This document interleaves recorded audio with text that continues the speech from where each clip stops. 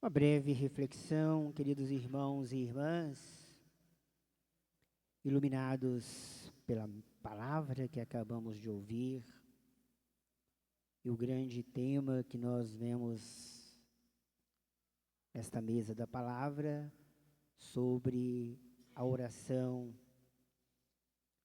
esse nosso diálogo com Deus. E aqui no texto de Lucas, um discípulo que pede a Jesus para ensiná-los a rezar. Então, centrados aqui no texto de Lucas, os ensinamentos que podemos colher. Normalmente os textos do Evangelho, quando nós proclamamos, começa sempre dizendo: naquele tempo, num certo dia. Hoje, a moldura que Lucas coloca é a postura de Jesus. Jesus estava rezando num certo lugar. E no lugar, certamente, junto com os seus discípulos, porque assim que ele terminou a oração, o discípulo lhe pediu esse ensinamento. Jesus estava rezando num certo lugar. De certa forma fica incerto saber onde é que era. Né? Num certo lugar. O que aprender disso? Tem gente que fica perguntando, né, onde rezar? Será que tem gente que pensa que só pode rezar na igreja? Tem gente que pensa que só pode rezar tranquilo no seu quarto. Então, ao dizer um certo lugar, o evangelista deixa nossa mente também viajar. Esse certo lugar nos remonta também que Deus está então em todo lugar. Que podemos encontrá-lo, podemos procurá-lo. Né? Então é interessante isto. Não tem um lugar determinado, fisicamente, podemos dizer assim. Tem ambientes mais condizentes que nos ajudam a termos a postura da intimidade com Deus. Quando um outro texto que nós temos sobre oração, que Jesus fala para os discípulos: quando orares, entra no teu quarto. E se entrar no teu quarto tem a ideia de procure um lugar de intimidade. Imagina. Meu quarto está lá de lá. Se eu quiser rezar agora, então, eu tenho que sair para ir para o meu quarto físico. Né? Então, entra no teu quarto é o sentido de entre na sua intimidade para fazer a sua intimidade com o Pai. E aí pode ser N situações. Num certo lugar da nossa caminhada, a gente cai no buraco. Quem primeiro nós vamos pedir? Né? Num certo momento do jogo, o sujeito cisma e faz um gol. Nós vemos isso muito. Ele se ajoelha, levanta a mão, faz o sinal da cruz. Certo lugar. Pelo menos aquele pequeno momento, mesmo com a vibração de toda a torcida e o protesto dos outros, ele entra no seu coração para agradecer. Naquela hora que nós caímos no buraco, num bom lugar, nós voltamos para o nosso interior para saber colocar a força daquele que pode nos sustentar. Num certo lugar, Jesus está com os seus discípulos, com a sua mãe, numa festa. E nesse certo lugar, Maria, vendo a necessidade, recorre a Jesus.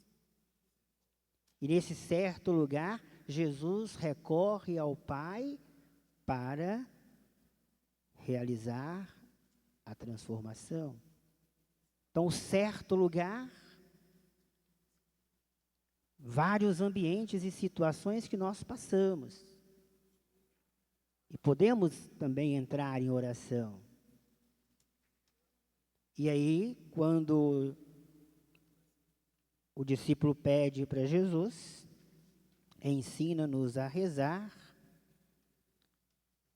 Jesus diz: quando rezardes, dizei: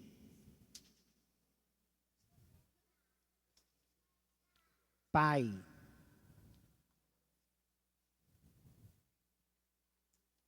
Então, a primeira coisa que ele já nos ensina que somos irmãos, temos o mesmo Pai. Ele não falou com o discípulo, olha, assim você começa assim, Pai de Jesus. Então, é o que nós temos em outras traduções, né? No outro texto, não Lucas, mas Mateus e Marcos. Pai nosso. Então, primeira coisa, quando rezardes, volte o seu pensamento àquele que é a razão da sua vida, na intimidade do seu ser, no ambiente que você estiver, pois Ele é esse Deus favorável e pronto para nos ajudar. Então, Pai, venha o teu reino, santificado seja o teu nome. Pai, dai-nos, olha o plural, dai-nos a cada dia o pão de que precisamos. Dai-nos a cada dia o pão, a energia que nós precisamos. Aqui também nos dá um ensinamento de que a nossa oração, claro que temos vários pedidos a Deus, coisas imediatas, coisas mais para frente, mas na essência podemos pedir essas coisas mais para frente, mas não podemos esquecer de pedir sempre o que é essencial para cada dia. Ele é fonte inesgotável, não precisa fazer reserva, acumular. Eu vou rezar hoje pedindo energia para o mês todo, aí só mês que vem eu volto. Eu vou pedir hoje força para a minha semana, só domingo que vem eu volto aqui para pedir. O pão nosso de cada dia. Então, cotidianamente, não é que esgota a energia toda, né? Mas a cada dia, a bateria dos nossos celulares não precisam ser recarregadas, né? A cada dia, ou a cada tempo que a bateria, né, vai consumindo. Então, na medida que nós vamos gastando a bondade de Deus, nós vamos caminhando, fazendo os nossos trabalhos, nós também vamos perdendo essa energia, mas temos que recuperá-la a cada dia. Depois, outro pedido. E perdoa-nos nossos pecados, pois nós também perdoamos a todos os nossos devedores. Por que pedir para o Pai nos perdoar?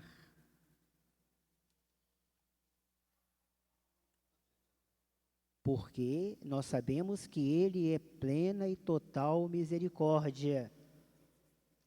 Então, nós pedimos a Ele que para perdoar os nossos pecados, nos comprometendo a sermos sempre instrumentos dele. O perdão é elemento essencial no caminho de todo cristão. Então, por isso, o pedido do perdão ao Pai pelas nossas faltas é porque nós nos aplicamos a, obedecendo Jesus, a sermos também misericordiosos como o Pai. Perdoai-nos os nossos pecados, pois também perdoamos os nossos devedores. Depois nós pedimos a Ele, aqui no texto de Lucas, né? Lucas apenas faz 5 pedidos, Mateus coloca 7, mas aqui em Lucas ele para em 5. O outro é, e não nos deixes cair em tentação. Sustenta na nossa caminhada, não nos deixes caídos, prostrados, a ponto de não querer continuar a caminhada. E depois Jesus vai dizer que temos que perseverar na oração, sermos corajosos, né? Até mesmo para importunar o nosso Deus, não ter medo, porque Ele sempre vai nos atender.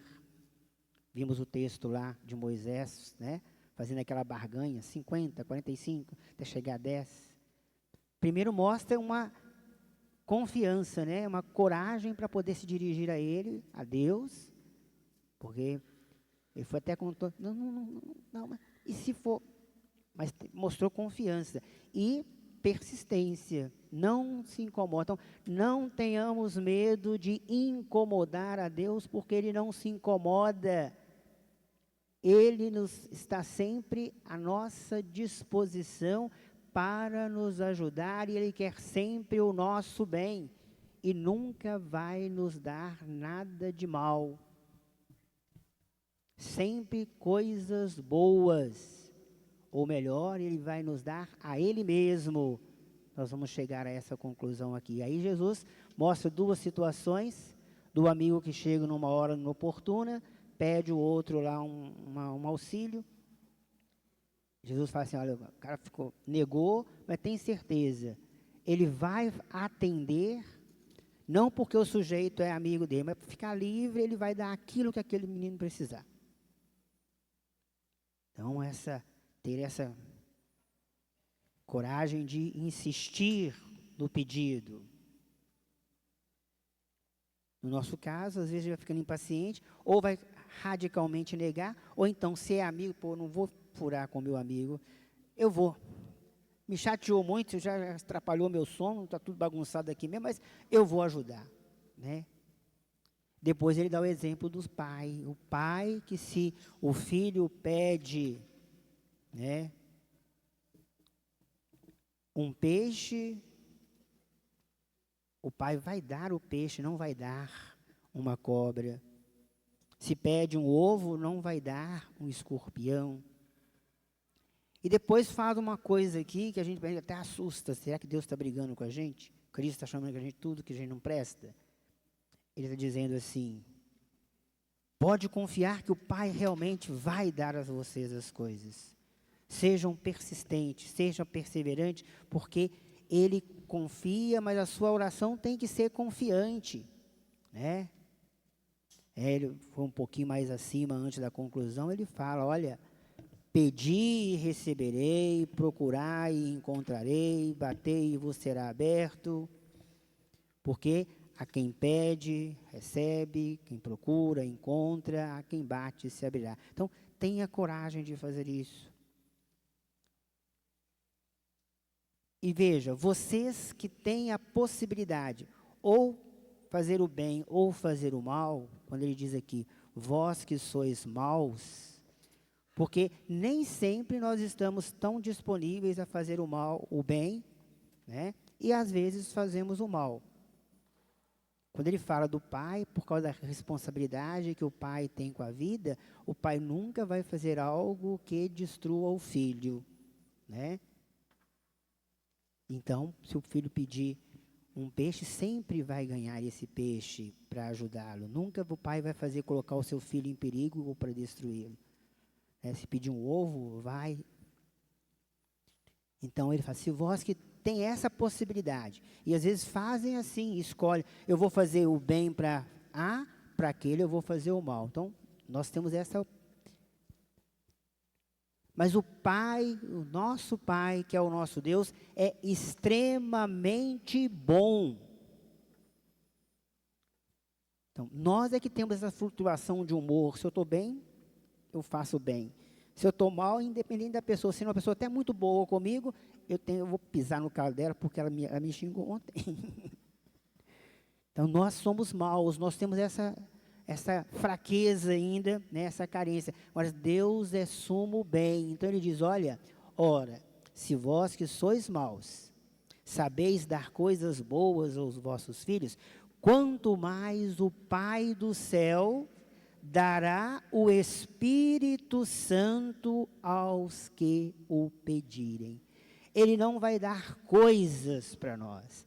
Ele vai se dar a nós na sua infinita bondade, para que nós possamos ir conquistando e adquirindo aquelas coisas que vão nos tornando bons também, a tal ponto, a exemplo dele, de sempre ser capaz de, em tudo, fazer o bem, nunca o mal.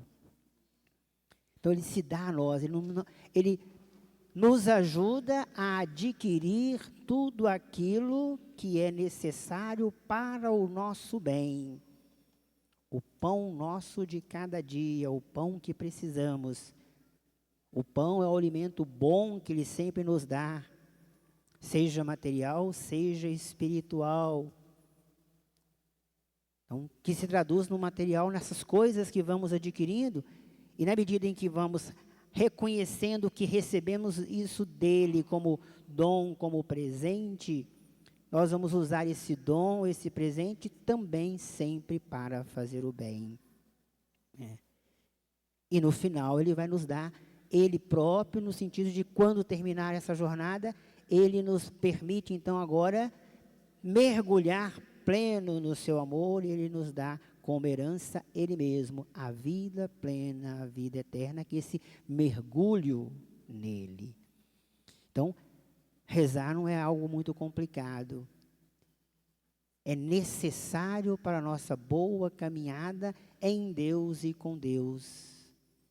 Em todas as situações, em todos os lugares, né? E quando o ambiente não é favorável, que nós saibamos entrar no nosso quarto, né? Ou seja, entrar na nossa intimidade, escolher um cantinho. Mas uma coisa interessante, que na maioria das vezes, eu creio que nós aqui, né? Qual é o primeiro lugar que estamos quando acordamos? No nosso quarto. Por que precisa acontecer alguma coisa ou muito boa ou muito ruim para a gente começar a rezar? A primeira coisa muito boa que vai acontecer conosco é acordar.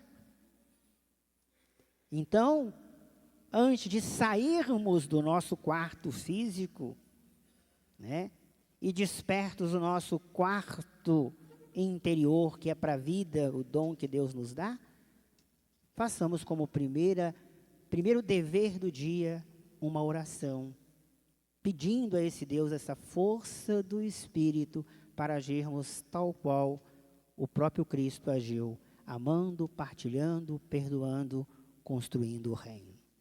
Louvado seja nosso Senhor Jesus Cristo. Para sempre seja louvado.